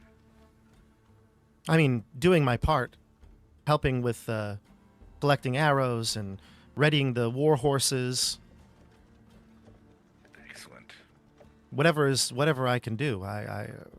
I'm at the command Every little of... bit counts, Gertie. Exactly, and I'm at the command of the Inner Bailey. They tell me what to do. Did they mention getting a carpenter or a mason? Someone that could address repairs? Yeah, I many agree people... with Sasori here. I think many people are here to come to the keep. The caravans have been fewer and fewer each month. In fact, I don't think we had one this month. Well, maybe that's something we could do, is get someone here who can actually repair this place. And now as you That was walk more to the along... group. Yeah, for sure. How far is it to the next city down? Oh, it's long. Civilization is like south and west of here, as I recall? A year ago when we got here, it was a long, long time away. South Yeah, and in general, but like south and to the east would be lands that I don't think anybody here is from, and there's issues with like undead down in that area, and it's kind of swampy. To the west would be Karnov, the nation of Karnov, which is where I think most of you are from, and that has some bigger cities. The biggest city being the port of Cinder Bay. Okay, but like, if you wanted to travel from the keep to a city big enough to possibly have an extra mason who could be retained to come up here and lead repairs, it would take weeks. Are we talking maybe about a month. days or weeks or months? Up to a month, depending on weather. Okay, round trip or one way? One way. Okay. It's far. Have there been communications with the other cities in the region? Any at all? Not that I know of, but listen, you're going to want to certainly talk to the Castellan. I mean... Bertie, we know who runs this town. Hey, as we're walking, Hyra was like scooping up bits of trash and metal and pieces of stuff, and he's tinkering something. Ooh, I like it. Is it have a shape yet, or is it still just collecting at this point? It looks like a rod. Ooh, okay. A rod. And Gertrude will bring you in just past your tower now. So as you turn to the tower, there's the apartments to the left, the tower to the right. She says, I've got to get back to the war horses. But it's been so good to see all of you. If you ever need anything, if you ever need a horse or something taken care of, a shipment, you know who to call. Maybe another place to stay when we are fugitives, huh? like for old time's sake, she says. I give her a little nudge and pass her a ration. She's like, for Colonel? For you. I'm managing, she says, but here you go. He needs it more than I do. I need a couple of leather straps. I might have those. She says, I'll check back in with you later today. All right. And she'll head back towards the stable. I'd like to take a stealth check, and there's someone wearing leather shoes or something. And I'd like to try to just cut a couple of pieces off for Hieronymus. I don't think so. Not in broad daylight. Gonna cut someone's shoes off? No, maybe like someone's got like a tent, or there's no leather around me in ancient times. There's leather. It's just in the west. It's being just used. not something that you could easily sneakily take from somebody right now. Yeah, I guess I should not steal right away. No. Steal someone's necktie or something. We can get to the Inner Bailey in a different way. Yeah. It worked so well the first time for you. It's true. Aerys, you've reached your apartment at this point. Do you want to what do you want to do? Yeah, I'll tell the group. Well, this is where I'm staying. I was staying at the Grease Goat for a while, but when I realized I might be needed here, I got some permanent lodgings. If you'd like to come up and refresh yourselves, have some water, some food, you're welcome to. Please be quiet on the way up. I'm not really supposed to have large groups come with me. The landlord is a little strict. It seems when he rented to someone in the past, they brought people with them, and they made quite a mess, and it's been hard for him to rent out the apartment for a while. So Don't worry, we have our quiet. own apartments in town. This is no problem. Do we? It's been Thank a you for the year. offer. As Come on soon as- over to the chapel anytime. We'd love to have you. go with Aerys because I have to know who this landlord is. Wait, so I start to head to our old apartments. It's up the same staircase, right? Yeah. This is such a coincidence. We have apartments in the same building. Yeah, so you start to head up the stairwell of the building, and all of you are just in your mind thinking, well, it could be this door. No. It could be this door. No. I haven't. And been then you here get to the before. door where Scory was killed, where he stood in the doorway, preventing I Xander from leaving. I don't know that, do I? No, but the rest of them I've do. never been here. You don't know that, but as you're walking in, Aerys says, apologies, it's not the most new apartment. As I said, there was some scuffle or fight here with the previous tenants. There seems to be a stain on the ground there. I tried to cover it up, dwarf-shaped but my bloodstain. entry little rug is not quite large enough, but just step over it. It's nothing. It's been there a long time. Just quietly come in. I'm So sure it Sasori was gets red down wine. on one knee and genuflects and mutters to himself a little bit. That was Then Karg, gets up. wasn't it? That was a nice touch there, Dasha. You're right. You're That welcome. was. I think that was Karg. You're right. Yeah, it was Karg was the one who was there when Sasori actually- that fight happened. was out stone cold. yeah, the only- yeah. Yeah, so the actually, the only surviving witness to the murder was Hieronymus. Yeah. Okay. I mean, Sasori would have seen the apartment, but he didn't know. yeah, because Barrick He and wasn't Eric were there in for what jail. happened. Yeah, Yeah. yeah. hmm Barrick and Eric though did come to the apartment and saw the result, but they didn't see the combat. So yeah, You can Yeah, I see think- that there's been attempts to clean a stain out of the floor, and it's mostly gone, but you can still see the outline of something that stained the wood. Yeah. And she's put a little like welcome mat to be try fair, to cover it up, but it doesn't quite cover it up. Didn't we kill both of Xavier's Goons. henchmen? Xander's goons, yep. Xander's. Yeah. Xander's goons. So it might not be Scory's blood. right. I think might be- Eric would have just a bit of might be a serious Goon blood. moment. But you know, try not to let anyone notice. Scory was his frontline fighter buddy. I don't know. So Greyhawk Exile in the chat says, "Ooh, too soon." Great. It's like, wait, I take my key out of my pocket and go to put it in the lock, and Aerys takes her key out to go put it in the lock. We have Yeah. one of those like, what? I thought this was my apartment. I Yeah, thought so- this was my apartment. at one time, actually, so sorry, this would not have been your apartment because Oh, okay. you it was Karg, but then also you when you came back to the keep, you were part of the inner bailey, so you were Yeah. a guard, so you wouldn't have lived. You would have lived in the barracks. We didn't have it before Sasori was turned to stone. Not, you know, I'll be honest with you, I can't remember, but either way, you wouldn't have like called it your like place, because the That's last true. 4 years you've been living in the inner bailey. All right, I'll stop with the jokes then. I'll wait No, until it's we get good. to the inner bailey. It's good, but Yeah. If you guys want Um, to come in, Aerys will let you in. It's a very sparsely furnished place. Yeah. Not very, she's not very rich. She just has like the bare necessities. Once Eric recognizes where he is, he'll kind of hang out in the doorway or near the entrance. Not really. No desire to go further in. Rest in peace, Corey. does anybody mention this to Skeggy? I know you're all acting a little weird. Skeggy, I don't know if you pick up on this. Does anybody say explicitly, like you just did, like rest in peace, Scory? I won't say No. that out loud, but I will Okay. certainly be a bit morose. Well, this is all lovely and everything, but we need to go talk to the castle, and I turn around and walk out. And as you start to turn around, you hear, "Not so fast."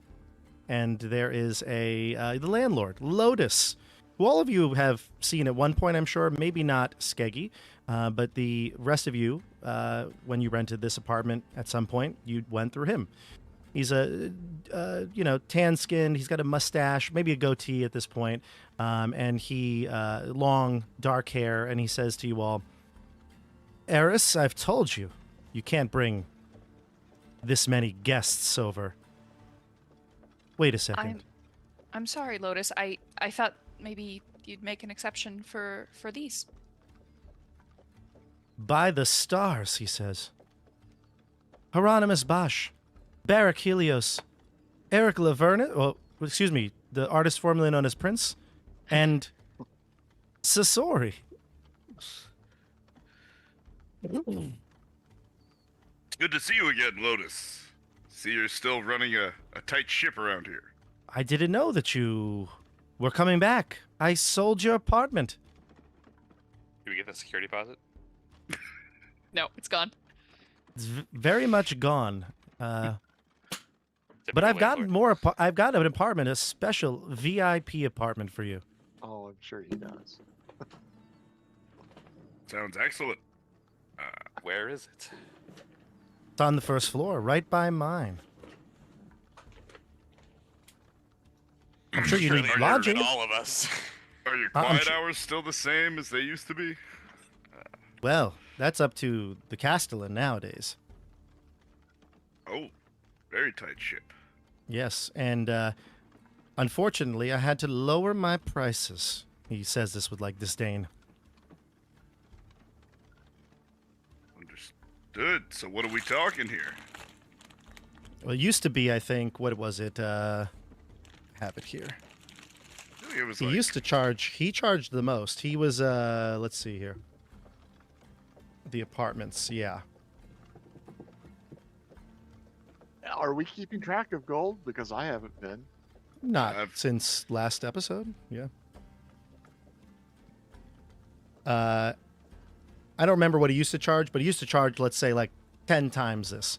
Now he's charging just simply 5 silver per night if you're just staying per night, and if you want long term, he's got deals, things like that. It can be very simple accommodations. The people that live here are typically people that can afford it. The people who can't afford it, he tells you, oh, there's a check by the goat or check by the new inn that they've created. New inn.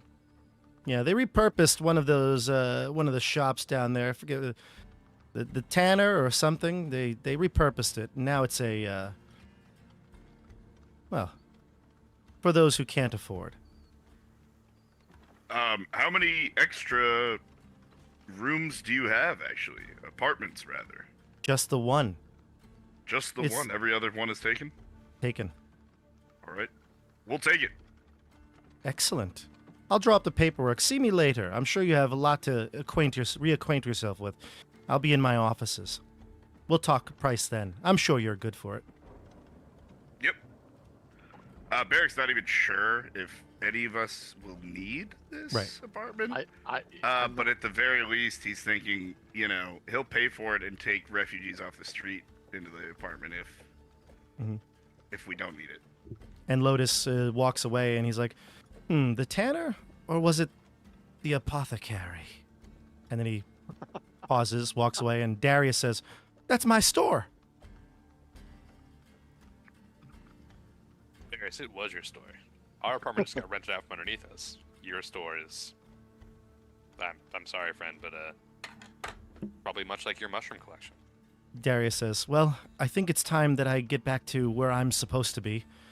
He says, do stop by. I'll see if I still have my store, but otherwise I may be seeing you at the goat, the bottom of a glass. Let Thanks us know for- if you learn any... Oh, sorry. Thanks for everything. He looks at all of you with an honest, honest smile. Let us know if you learn anything about that fungi. Yes, I will. I'll do some research. I will clap him on the shoulder, give him a blessing, and say, persistence. Remember, Persistence. persistence. He'll shake everyone's hand or give big hugs, whoever feels like they would, and he'll head down the stairwell. Moheg says, yeah, it's probably for the best that guy doesn't stick around. It's a liability. Is that it? I just want to take in, Aerys's apartment, and kind of have a moment here before I move on. Aerys, what do you decorate it with? What's the decor? There's not a lot of decor. There is a simple table with just 2 wooden chairs. There's a bed with just like your basic like bed sheets and nothing fancy at all. It's like pretty Spartan. The kitchen is stocked with, again, lots of dried and whatever fresh fruits. Maybe she still has, again, some like apples left over from the fall. And she's got like maybe a big sprig of like dried lavender hanging somewhere. That But lavender. yeah, the lavender's everywhere. But besides that, you don't really see many personal possessions. There's a staff leaning in the corner. Mm-hmm. That's all. Simple life. It's very nice, Aerys. So at Thank this you. point, oh, sorry. Yeah, she'll say thank you, and she will bustle over to the kitchen to unpack whatever rations she had with her. and busy herself with putting things away, and then, repack her pack with whatever she needs, and go out the door past Barrick. She'll give him a little nod and bypass him, but again, she's not really making eye contact with him. Before she scoots out, Hyro slips up. He's like, "Hey!" and he hands her a little pouch of almonds. I would love some of those biscuits. But he doesn't try to let anybody else hear him say that. Oh. Okay. Oh, you mean the biscuit? I can make some almond biscuits. Let me see if I can gather some ingredients. Things are a little sparse right now with all the refugees, but You see a little smile creep into his face. He's like, she'll pat him on the head and then and she's very at ease around him. Scoots past Barrick, very uncomfortable. Oh my god, it's Moves totally on. like Cindy Lou Who in The Grinch. Yeah. Except. Yeah, reverse sized. Yeah. So at this point, you can prepare to leave or do whatever you'd like to do. I think we just want to now game plan it. So you have the map of the keep. I mean, all of you have your own ties to this place. Some together, some separately. Places you might want to go. So I think at this point we'll just say what our intentions are. I mean, you're here and it's your first day back. What is on the agenda? And we can go around the table if we all want to share kind of like what maybe their specific character would want to get done, and then we can talk in game about how we'll do that. Let's start with Chris. What's your goal here today? well, Hyro is going to. He's got two missions. First of all, personally, he's going to go to the Wizard's Tower and do some research, because the encounter with this giant sparked an old memory from his childhood, involving a giant ransacking his home. So he wants to go and see if he could dig up any research from the tower to try to see if there's any kind of connection with what just recently happened and what happened then, and any information you can find about these giants. Okay. And Chris, by the way, you posted in Discord after last game, which is really cool, and that's the background you might be touching on here. So if everybody wants to catch up on what he's referring to, check the link down in the description to the Discord in the Against the Giants chat. Any character that posts there, a little a point of view, diary entry, something like that, something will give an inspiration point to. So you got that. Nate, for your timely comedy, everybody in the chat was unanimous pretty much. You get an inspiration point as well. And then if anybody posts in Discord next time, we'll talk about what that could be. I'm also open to the idea of other perks and bonuses. We'll have to revisit that though. Hyro going to the tower, doing some research, and let's go to Jeff. What is Skeg gonna do? Because again, he's a character that came back to the keep after being gone for many years. He came back to the keep to search in the search of the unknown. So, what's his goal? Well, he's a politician and diplomat by career. So he's gonna go talk to the movers and the shakers. So he's planning to go to the Castellan's offices, residence, whatever you call it. Sure. And talk to the Castellan and whoever. Do we know? Is there a new seneschal or whatever we decide we're calling that job? It is the Castellan, and you don't know. But the sidekick, this. Okay. Well, Oh, like the hand of the Castellan.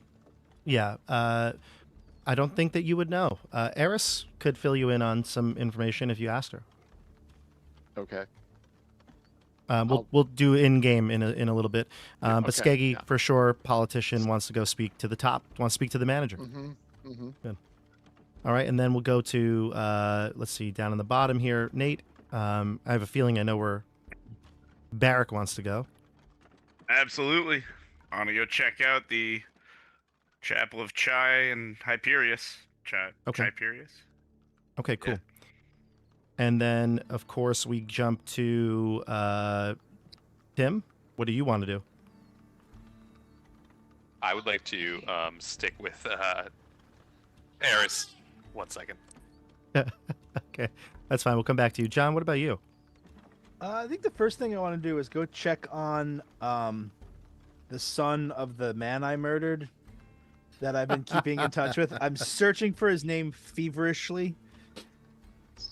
I do have it here. Is that Maravik? No, Merrick. Merrick. Remy No, Marek was the Levy or Levy, yeah. Remy Marek is the actor from Bohemian Rhapsody that played Freddie Mercury. I'm pretty sure. Yeah. Remy Malek. Remy Malek, and this guy's Levi or Levy Marek. Yeah, Levy something Merrick. like that. So if you remember, I had been like kind of training him. He gave him a wooden sword and like, you know, a few little you know, things over those 4 years. You know, even though his father was a jerk, you know, I defeated him honorably in battle, and I was kind of taking care of his widow and his son last I remember. So they're gonna be the first place I check in on. Totally forgot about this, Mr. DM, until like 10 minutes ago, and I'm totally springing it on you right now. So maybe go to someone else. That's fine. I'll find it. I have my notes. So actually, I don't know if everybody knows this, but for the Keep in the Borderlands, I used a like legit old, like just like an old school style. I just took a notebook. It's a D&D, you know, notebook. My wife got this for Christmas a couple years back, and I used it for like all the notes. I didn't use any computer like resource for keeping my notes, which felt like back in the day, like when I was a kid doing it. Yeah, well, it's different when you're a player, I feel like, because you're just jotting down stuff. But like when you're planning and you have a lot to write, like this was annoying to do. Like I'm not gonna. There's things in here that I don't want you to see still, but like there's pages that are just full. Like remember when Karg had that dagger? Like yes. Like there's a whole page of the tallies that you accrued on this dagger. Like there's stuff like that in here, and it was very. It was good for my thought of it, but in hindsight, I should have just probably done things on a computer. But anyway, Control so F would be helpful. yeah, to be able to search like right now, I want to find a name, and it's so much easier. So I'll look through this and I'll get back to you on that one. But okay, so you want to check in on the kid? Gotcha. Okay, great. And the wife, then, make sure they're doing all right. Yeah. Yeah. The family. Yeah, exactly. I was leaving them gold every now and again, like little Robin Hood ghosty thing. Okay. And then Tim, no echo in your house now. No echo in my house now. Okay. We're back, and being a cleric of Betherius and change, I think I'd like to spend as much time kind of, you know, perusing around the keep and looking for what's changed. In particular, you know, speaking to some of the more recent refugees, and being like, hey, what's going on out in the wider world? What's good in the last year? I love it. That's actually great, and it kind of fits with your character. Yeah. And then Aerys, of course, you have been here, so nothing necessarily is new to you. But is there anything that your character would like to do now that you've come back to the keep with the Borderlands crew? I think possibly I'd like to accompany Eric on visiting the refugee camps. I think this is something she would have been doing anyway in her spare time, just like helping out wherever she can. And at the same time, if there's whatever marketplace exists nearby, she'll see if she can find some ingredients for some almond biscuits. Great. And just for me and my notes that I'll definitely type in a computer, who has the necklace with the gnarled root on it?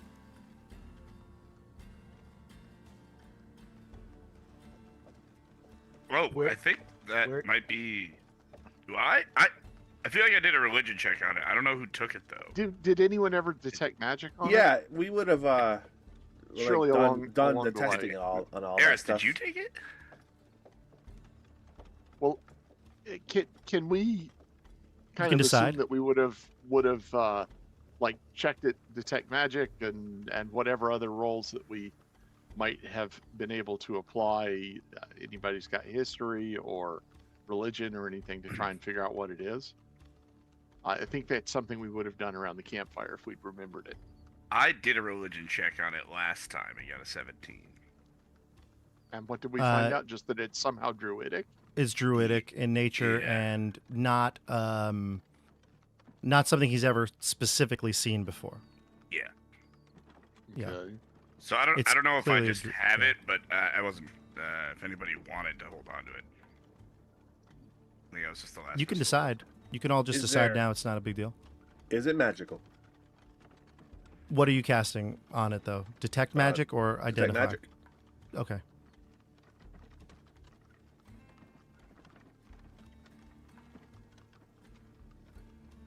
I handed her Hieronymus. Just real quick though, just want to just make sure I have detect magic up. If I can see it. Let me see the spell. It's loading for some reason. Okay. So Put it into for the Roll20 chat. Oh, good. For the duration, you sense the presence of a magic item within 30 feet of you, and sense any magic in this way. You can use your action to see a faint aura around the visible creature or object in the area that bears magic. You learn its school of magic, if any. Magic penetrates most barriers and unless it's blocked by 1 foot of stone, an inch of common metal, thin sheet of lead, or 3 feet of wood or dirt. Well, it is wood.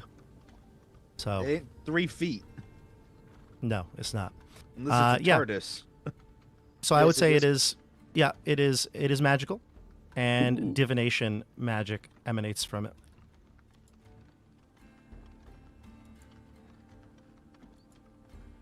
That sounds like something we let Hieronymus hold on to then. There's identify. You have that identify? also? Yeah. Okay. Oh, I want to cast these as rituals. Do you want to do this in your tower? Sure, actually, yeah. Okay, we'll do it when I'll you get bring to it the up tower. there. That's Great. part of the research. I'll research it. Excellent. Okay, great. Did So you ask in anyone to go game, with? Oh, sorry. well, I was gonna say in game, it seems like now you're in Aerys's apartment, just collecting your thoughts, getting your bearings, and this conversation comes up. Hieronymus brings up the tower. Skeggy says the Castellan, Barrack the chapel. Sasori needs to check in on a personal matter, and Eric the refugees. And of course, Aerys is looking to make some almond pastries and tag along with Eric. But now you can discuss in character. If everyone wants to do these independently, if you want to do these as a group or small groups, you let me know, and let's just do this in character. So, and if you have any questions for Aerys, I think Jeff, you had a question for her as well. Excuse me, lassie. Could you tell me anything you know about the state of affairs in the Castellan's keep? Or, what do we call the building that the Castellan lives in? I've forgotten. Inner Is it- Bailey? is it just the Inner Bailey? I mean, there's a building. The there. fortress. The fortress. Do you know anything about the state of affairs in the fortress? Before I say anything wrong, Bob, is what you told me today the whole true? Is that what you decided to go with in terms of how the Castellan is treating these difficult times, and what he's doing? Yeah. Yeah? What? Okay, Yeah. okay. No. Okay, I just want to double check because it wasn't in the detail email, but okay, cool. Just want to make sure I don't say the wrong thing. Awesome. She will respond and say, well, he is responding to the events going on and the attacks in his own way. I think he thinks he's doing what is best for the people. He's trying to keep people happy. He's trying to distract people and make everyone feel safer. But personally, and it's not my place, but I think he could be doing more to actually fortify the keep, repair the damage, and prepare for future attacks. Has he been seen in public lately? Yes, he has. All He's gone amongst the people. He's not in hiding. All right. No. He's always out in the people, talking, visiting the refugees, shaking hands, trying to reassure the people. And how do they react to that? It depends. I think everyone's still stunned and in shock and grieving lost loved ones. And one other question. Is there a seneschal or a hand assisting the Castellan in administering the keep? Well, there are the other people in leadership positions. I think you know the bailiff, Earl Buttes. He's been working on safety within the walls. I think he's doing his best with the resources he has. There's a new captain of the Inner Bailey that I believe has been working quite closely with the Castellan. He's in charge of the outer defenses.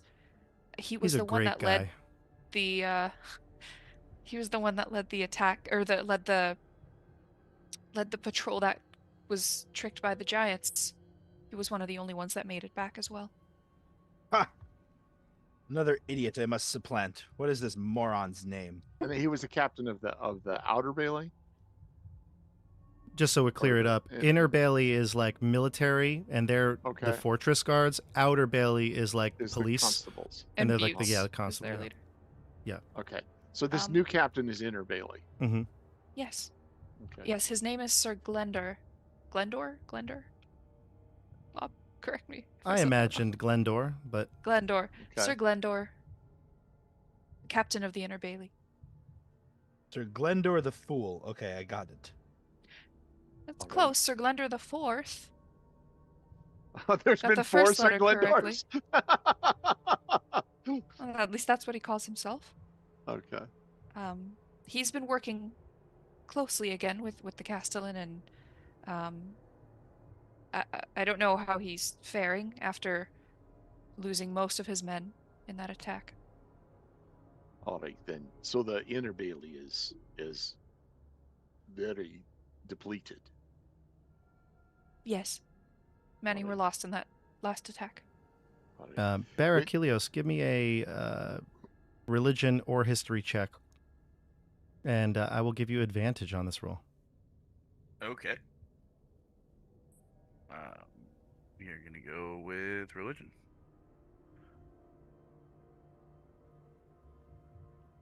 Uh, 23 to start. And I think we're gonna Nice. stick with that. What is it, religion or history? Religion. This name sounds kind of familiar to you, actually. Sir Glendor. Sir Glendor the Fourth. Yes, it sounds familiar to you. Yeah, and I said it sounds funny, but it's actually serious. You really do. You feel like you've heard this name before, and you ponder it for a second, and you realize you do. Down in the south, there are places, temples of Hyperius called Bastions of Light, and this man, you feel, if it's the same Sir Glendor the Fourth, is a famed bearer of the sun. Oh. Yeah, I don't know if I would say anything out loud. I would very much like to meet this Sir Glendor. About that necessarily. And so for those of Sounds you like who an don't interesting know, man. and for those of you who don't know, and this is just something that the viewers, your characters wouldn't know this, but the Bearers of the Sun are basically like a religious organization of Hyperius followers. They are in all the major continents around the world. They have particularly a stronghold in Balga, which is a continent far to the south. But they also have a pope-like entity, a figure, a man who's elected as like the leader. And the Bearers of the Sun are like, they'd be like traveling bishops or something like that. I think Barrick equivalents. definitely kind of almost maybe aspired at Yeah. different times to maybe be like that when he was younger. But this guy has taken a role in the military leadership of the Keep, not at the temple. Is that right? Or is he doing both? Correct. You're correct, Jeff. He's not doing both. He's in the military. Okay. The church killed a lot of people in our world. So Sasori is visibly upset upon hearing this story, and can kind of not control himself, and is asking Aerys more questions, and kind of getting a little like fast and annoyed with it. So he survived when all of his men died. He went out there and led everyone to their deaths, and he ran away. I lost the French. Sorry, I'll do something different again. He ran away.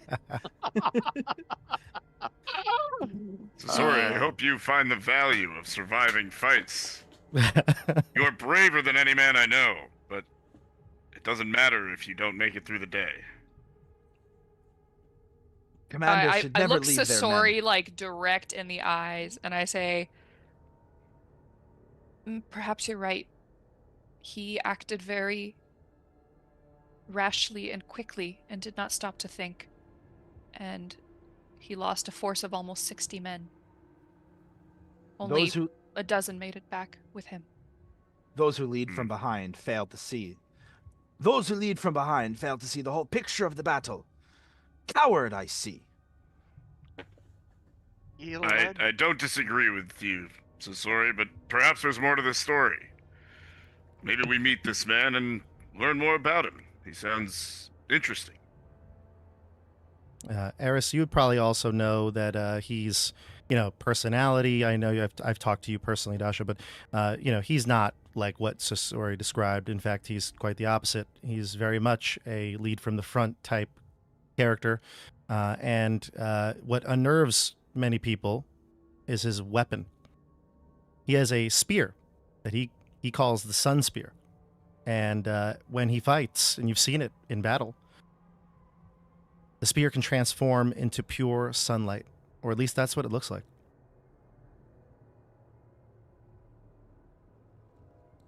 I'm not actually going to say any of that to the group, and I'm also not going to correct Sasori. Good.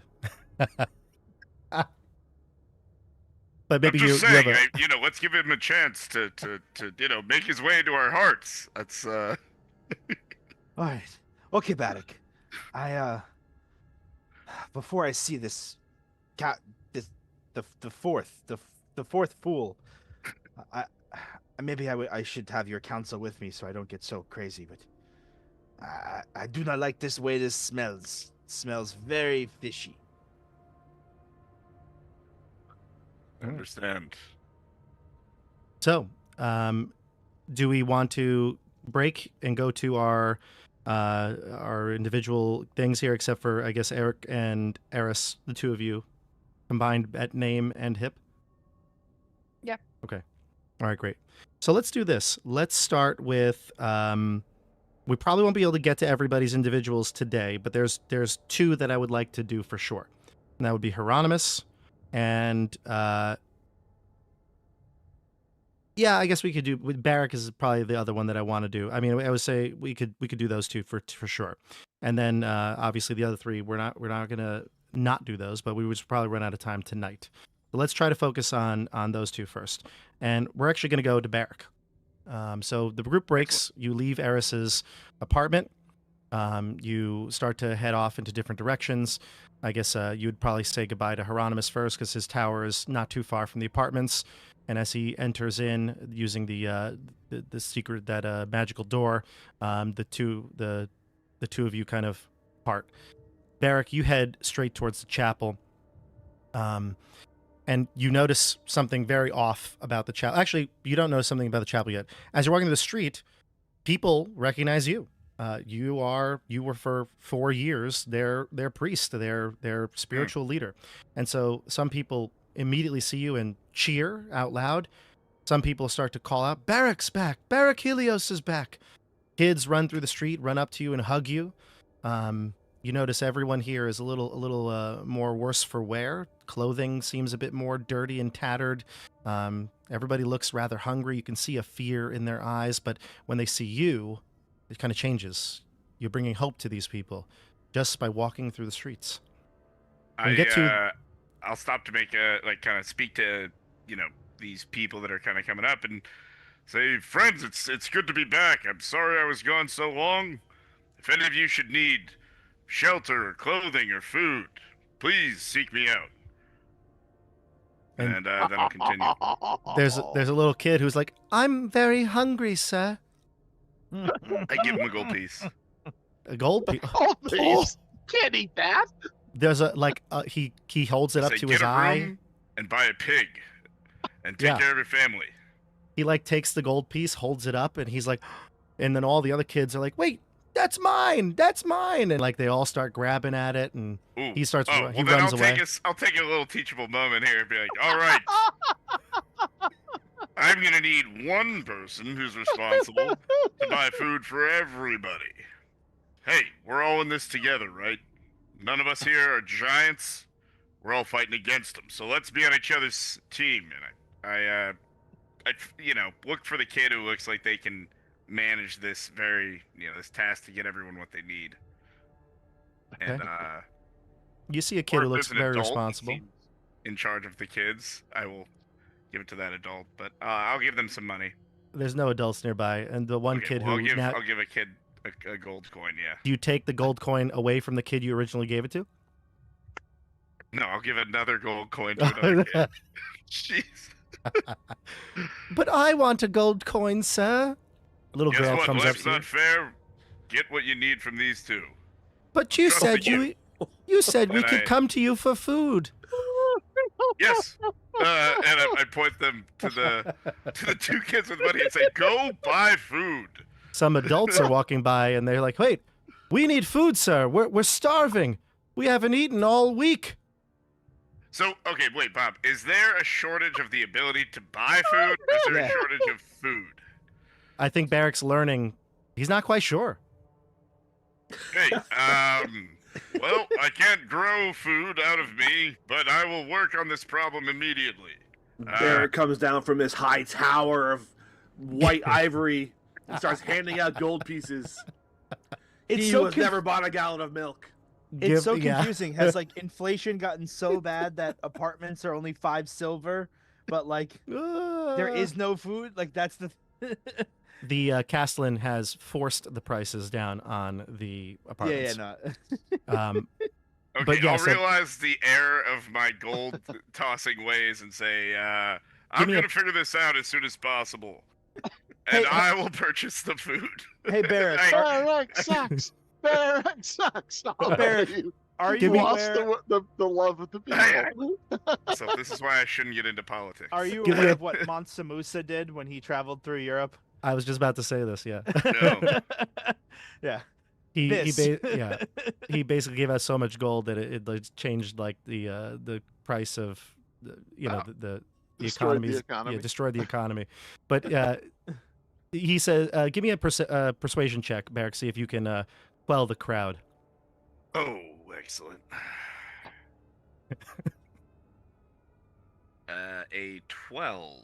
Okay. The adults at least understand the logic of your reasoning, but the kids are not happy with you. And the two kids that had got the gold coin basically just pocketed it and ran, and so they're being chased after by the other kids. Beric takes note of this and realizes this is a trait of Hyperius that he does not respect, that he's been trying to work on, is his brash impulsiveness. Yeah. He says, we are all still learning on this great journey. In a few minutes, Aerys sees kids running by and being like, "He gave me that coin! No, he gave it to me!" She shakes her head. Ah. She knows So- exactly who did this. So Sori tries to pickpocket the coin and replace it with like Thinking. 10 copper. Candy from babies. I love it. All right, So so it's easy, right? yeah, it's easy. You don't have to roll. You could just snag it from the kid if you want it. All right, I so leave him with copper. you could give him some money if you want, or leave him alone. I don't know, whatever you want. No, I have a history of picking on children on this channel, and I'm not going to Sure. stop now. That's fair. All right, so you get to the chapel, and the chapel looks very different. The symbol of chai is still on the doors that enter into the chapel, but inside, everything is pretty different. All of the like pews or any sort of seating, which once was just plain simple wood, has now been decorated.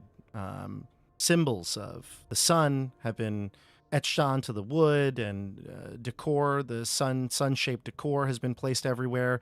Holy symbols of Hyperius have been either hastily, like just put on top of chai symbols, or added recklessly throughout the room. You look towards the back where the acolytes would typically congregate, and you can see many of the ones that you knew. They were your assistants, your friends. And when you come in, they look up and they take off their hoods, and you can see that they are wearing a emblazoned sun on their robes. Hello, friends. It's great to see you again. I'm glad to be back. How have you been? You see a woman stand up. She's someone familiar to you. Her name is... I texted it to you, Nate, right? Yes. B- Do you want me to say it? Yes, go ahead. Briseis? Briseis. Briseis. Yeah, Briseis. Yes. Briseis. She's a... Yeah. She came to you just about a year after the events of the Keep on the Borderlands. She was maybe just 18 years old or so at that time. She was an orphan. She came here as part of a caravan, trying to get away from her life that she lived down south. She lived in the east, where there was quite a lot of turmoil, undead, disease, and she came here as a last resort. And she found religion through you. She reminds you a lot of yourself, a little bit, in terms of maybe a difficult upbringing, but she didn't have the structure that you had. So you felt like you needed to take care of her. And you have blonde hair features, right?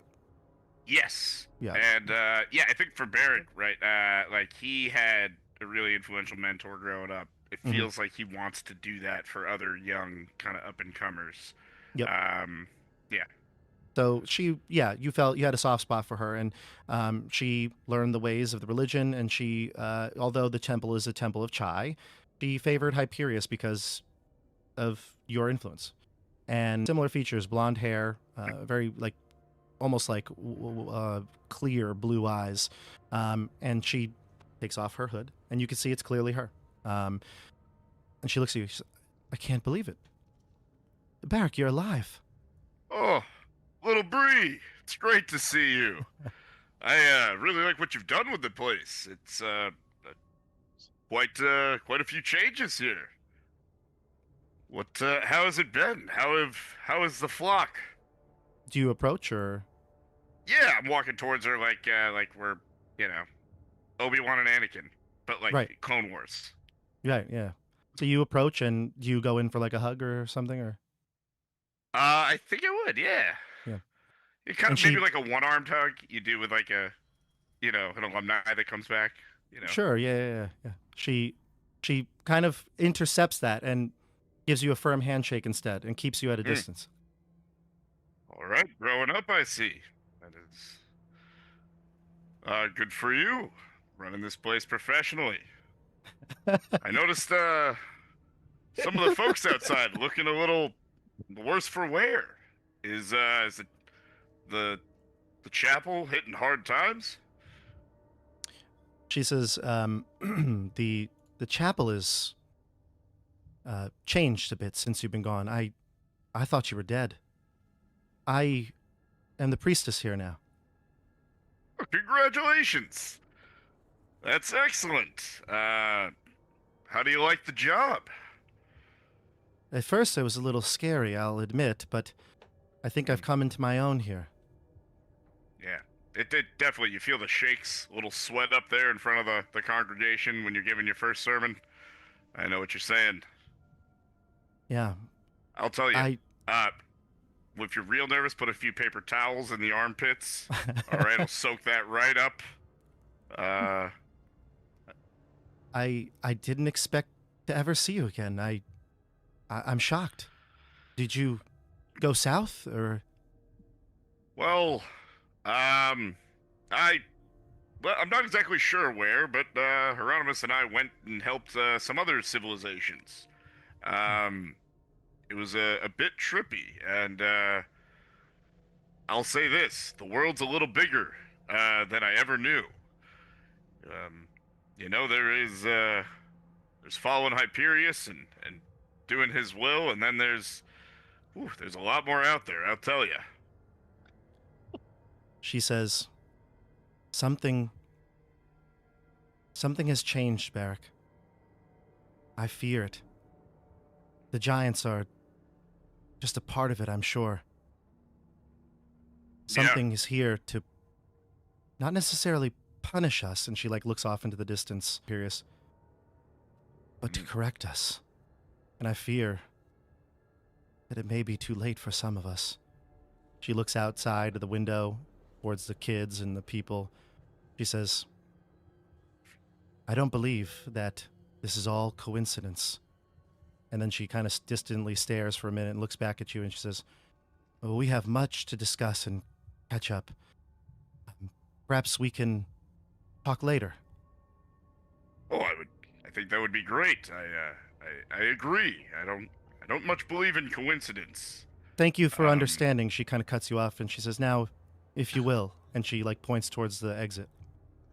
Yeah, sure. I look surprised, a little shocked, but I kind of nod and say, I understand. It's a busy job. And I turn and just on my way out, I want to pick up one of those Hyperius symbols. Yeah. And like move it off the chai one and like set them next to each other on equal footing and then walk out.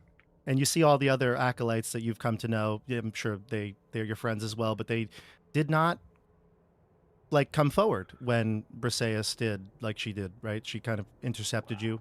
They stayed behind, yeah. Yeah. No, Barrick's clocking all this, but again, trying to remind himself not to brashly act and maybe think for a moment. Yeah. No, I like it. Cool. Chris, Hieronymus gets up to his tower and it's old and dusty, but looks generally untouched. Like it's perhaps some people tried to like maybe get in, but like they didn't know how to work the door, the magic door. So they kind of left your tower alone. So he'll walk in. He'll sit in his chair and put his feet up on the desk, his little desk. Do you have the bark, the root?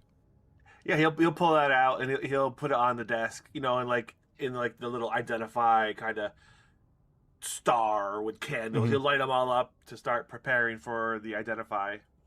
Yeah, and every time you're doing your incantation, you're getting everything set up, all your materials out, your components. Like your eye gets drawn to that root. It looks like roots were just warped into the shape of a tree. That's what it really looks like. It looks like a gnarled root at just first glance, but the more you look at it, it looks like every little twist and turn and shape on this is done purposefully to make it look like a miniature tree. And you get everything set.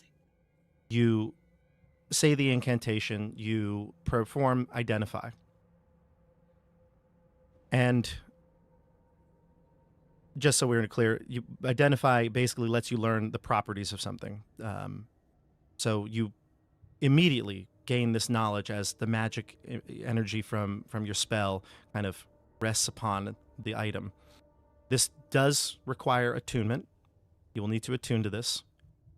And even though you like identify should tell you what it does, it doesn't really.